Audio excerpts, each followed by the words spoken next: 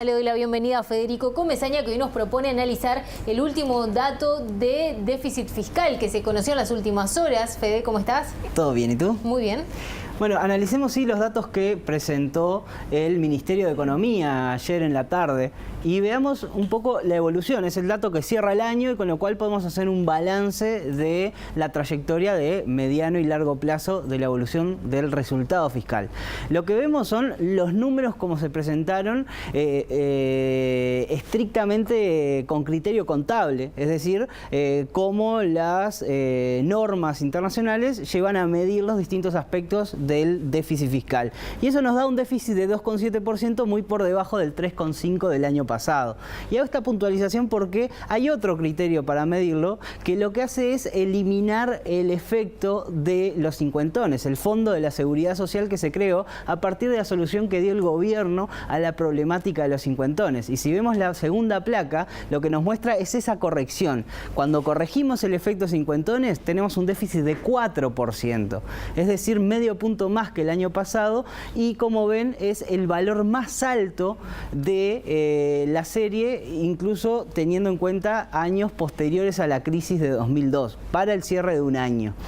Y esto no es una corrección caprichosa que se realiza del efecto cincuentones, sino que tiene que ver con que a raíz de la salida de AFAPs de un importante número de trabajadores, lo que pasó fue que esos fondos se transfirieron al Banco de Previsión Social y eso se computa como ingresos del Estado. Sin embargo, esos ingresos no se pueden utilizar para otra cosa que no sea para pagar las jubilaciones de los propios cincuentones, que la enorme mayoría de ellos todavía no la están cobrando, con lo cual en realidad ese dinero que entró no se puede utilizar para pagar inversión, para pagar salarios, para pagar gasto corriente, sino que tiene un objetivo muy puntual y que todavía no se puede ejecutar, con lo cual esa plata es lo mismo que no estuviera a los efectos de contabilizar la capacidad que tiene el Estado para pagar los gastos que genera. Entonces, para entender la situación fiscal, ese 4% refleja mucho más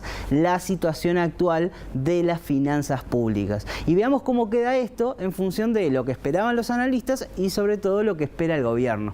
Cuando vemos lo que esperaban los analistas para 2018 y 2019, los datos en realidad no son muy diferentes. Esto es, los analistas esperaban un cierre del año muy similar al actual. De hecho, esperaban apenas una décima de punto menor de déficit fiscal. Y cuando vemos las expectativas del gobierno, en la siguiente placa, lo que tenemos es que ahí sí tenemos una desviación importante, porque en 2018 el gobierno, y esto es previo a la entrada en vigencia del Fondo de Seguridad Social, esperaba el gobierno un déficit de 3,3% y fue 7 décimas por encima de eso. Y lo más preocupante quizás es que año a año las estimaciones del gobierno han subestimado el déficit fiscal, y a pesar de los esfuerzos que se han hecho al principio de la administración por aumentar los ingresos públicos a través de aumentos de impuestos y subas de tarifas por encima de lo que los fundamentos de las tarifas obligaba,